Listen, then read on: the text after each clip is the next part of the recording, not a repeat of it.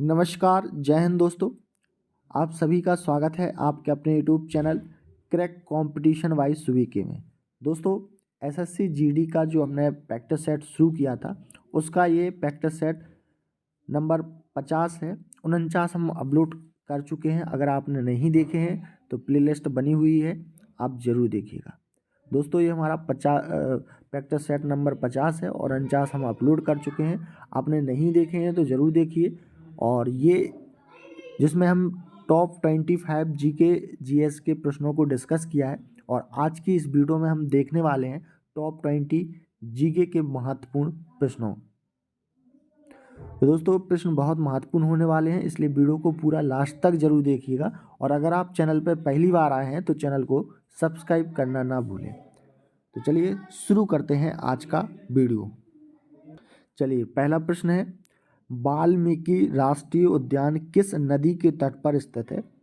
वाल्मीकि राष्ट्रीय उद्यान किस नदी के तट पर स्थित है? तो ये है दोस्तों कहाँ पे?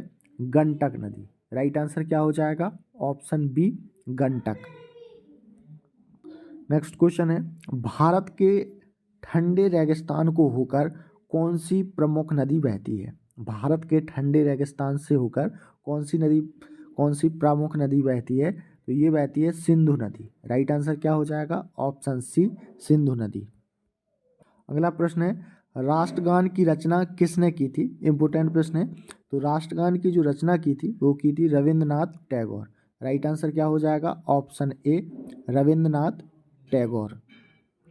अगला प्रश्न है, दांदेली वन्य जीव अभ्यारण्य भारत के किस राज्य में स्थित है? दांदेली वन्य जीव अभ्यारण्य भारत के कर्नाटक राज्य में स्थित है। राइट आंसर क्या हो जाएगा? Option B, Karnataka. अगला प्रश्न है, निम्न में से कौन सा खनिज काला सोना कहलाता है? तो काला सोना किसे कहा जाता है? किस खनिज को कहा जाता है? तो ये कहा जाता है पेट्रोलियम को। राइट आंसर क्या हो जाएगा? Option C, petroleum.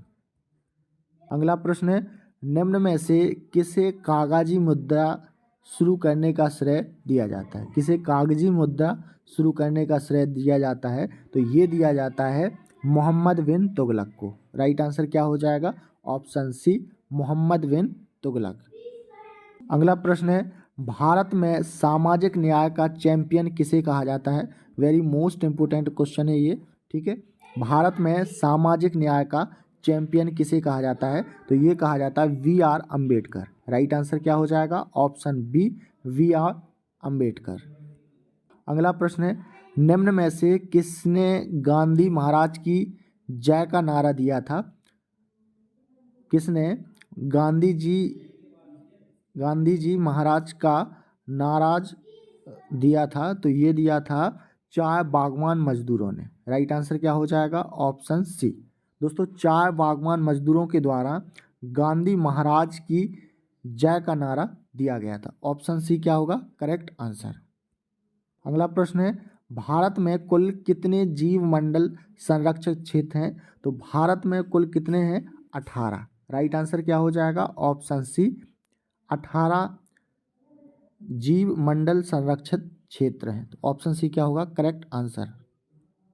अगला प्रश्न है, निम्न में से किसे संगठन की स्थापना 1884 में हुई थी? इंपोर्टेंट प्रश्न है कि इनमें से बताना है कि कौन सा संगठन की जो स्थापना है वो 1884 में हुई थी। तो ये हुई थी मद्रास महाजन सभा की।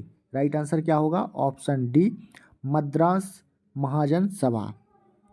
अगला प्रश्न है, अशोक के अभिलेख किस लिपि में लिखे गए थे? अशोक के जो अभिलेख लिखे गए थे वो ब्रह्मा लिपि में लिखे गए थे। राइट आंसर क्या होगा? ऑप्शन सी, ब्रह्मा लिपि। दोस्तों, आपको वीडियो पसंद आ रहा हो तो वीडियो को लाइक और चैनल को सब्सक्राइब जरूर कर लें। तो अशोक के जो अभिलेख लिखे गए थे वो किस लिपि में लिखे गए थे? ब्रह्मा लिपि में। राइट आंसर क्या हो जाएगा? ऑप्शन सी। नेक्स्ट क्वेश्चन है, निम्नलिखित में से कौन सा भारतीय स्वतंत्रता का पहला युद्ध था? तो ये था दोस्तों 1857 का विद्रोह। राइट आंसर क्या हो जाएगा? ऑप्शन ए, 1857 का विद्रोह। अगला प्रश्न है, पंचायतों के समस्त चुनावों का संचालन किसके द्वारा किया जाता है? तो पंचायतों के समस्त चुनाव का जो संचालन किया जाता है वो किया जाता है राज्य निर्वाचन आयोग। राइट आंसर क्या हो जाएगा? ऑप्शन बी, राज्य निर्वाचन आयोग। अगला प्रश्न है, निम्नलिखित में से कौन सा संक्रामक रोग का उदाहरण है? तो ये है क्षय रोग। राइट आंसर क्या हो जाएगा? ऑप्शन सी, क्षय रोग। अगला प्रश्न है, संविधान सभा की प्रथम बैठक कब हुई थी? तो जो संविधान सभा की प्रथम बैठक हुई थी वो हुई थी 9 दिसंबर 1946 को। राइट आंसर क्या हो जाएगा?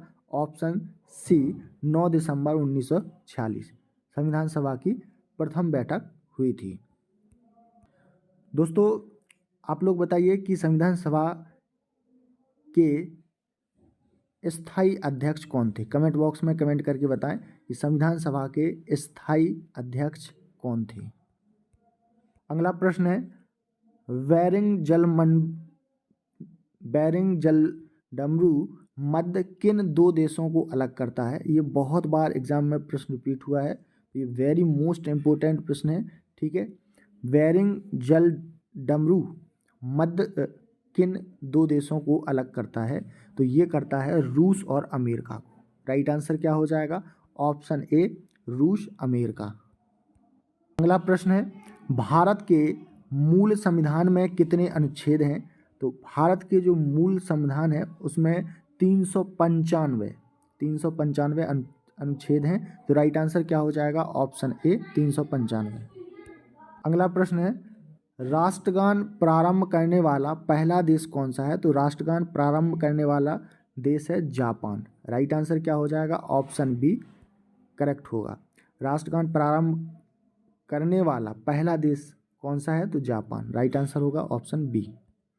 अगला प्रश्न है, सौर सेल बनाने में प्रयुक्त किया जाने वाला तत्व कौन सा है? तो सौर सेल बनाने में प्रयुक्त किया जाने वाला तत्व है वो है सिलिकॉन। राइट आंसर क्या हो जाएगा? Option C, silicon. अगला प्रश्न है, एशियाई विकास बैंक का मुख्यालय किस देश में स्थित है? वेरी मोस्ट इंपोर्टेंट प्रश्न है। एशियाई विकास बैंक का मुख्यालय किस देश में स्थित है? तो ये है दोस्तों कहाँ पे? फिलीपींस में। राइट आंसर क्या हो जाएगा? Option D, Philippines. अगला प्रश्न है, घरेलू विद्युत परिपथ में उदासीन का तार का रंग जो होता है वो कैसे कलर का होता है? तो काला होता है। राइट आंसर क्या हो जाएगा? ऑप्शन सी, काला। अगला प्रश्न है, तूतीकोरन बंदरगाह भारत के किस राज्य में स्थित है? इंपोर्टेंट प्रश्न है। तूतीकोरिन बंदरगाह भारत के किस राज्य में स्थित है? तो ये है तमिलनाडु में। राइट आंसर क्या हो जाएगा? Option C, Tamil Nadu. Next question है, प्राकृतिक रूप से लिटमस का रंग कैसा होता है? तो प्राकृतिक रूप से जो लिटमस का रंग होता है वो होता है बैगनी। राइट आंसर क्या हो जाएगा? ऑप्शन बी, बैगनी। अगला प्रश्न है, भारतीय प्रेस का मुक्तिदाता किसे कहा जाता है? इंपोर्टेंट प्रश्न है, याद रखना इसे आप। भारतीय प्रेस का मुक्तिदाता किसे कहा जाता है? तो ये कहा जाता है चार्ल्स मैटकॉफ को। राइट आंसर क्या हो जाएगा? Option B, Charles Metcalfe.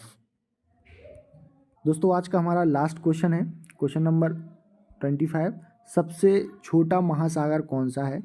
ठीक है, ऑप्शन ए हिंद महासागर, ऑप्शन बी प्रशांत महासागर, ऑप्शन सी अटलांटिक महासागर, ऑप्शन डी आर्कटिक महासागर। तो जो दोस्तों क्वेश्चन नंबर 25 लास्ट क्वेश्चन है, इसमें बताना है कि सबसे छोटा महासागर कौन सा है। तो आप लोग इस क्वेश्चन का आंसर कमेंट बॉक्स में कमेंट करके बताएं। ठीक है, कमेंट बॉक्स में कमेंट करके बताएं कि सबसे छोटा महासागर कौन सा है। देखते हैं कौन कौन इस क्वेश्चन का सही आंसर करता है। तो दोस्तों ये हमने टॉप 25 जीके जीएस के महत्वपूर्ण प्रश्न देखे जो एसएससी एग्ज़ाम के लिए बहुत महत्वपूर्ण है। और ये हमारा पार्ट 50 था। 49 पार्ट हम अपलोड कर चुके हैं। आपने अगर नहीं देखे हैं तो प्लेलिस्ट बनी हुई है, ज़रूर देखिएगा। तो दोस्तों आपको वीडियो अच्छा लगा हो तो वीडियो को लाइक ज़रूर कर दें, ज़्यादा से ज़्यादा जितना हो सके शेयर करें, और चैनल को आपने अभी तक सब्सक्राइब नहीं किया है तो सब्सक्राइब जरूर कर लें। साथ ही बेल आइकन का बटन ऑन करें ताकि वीडियो का हर नोटिफिकेशन अपडेट आप तक पहुंच सके। तो मिलते हैं अगली वीडियो में, तब तक के लिए नमस्कार, जय हिंद।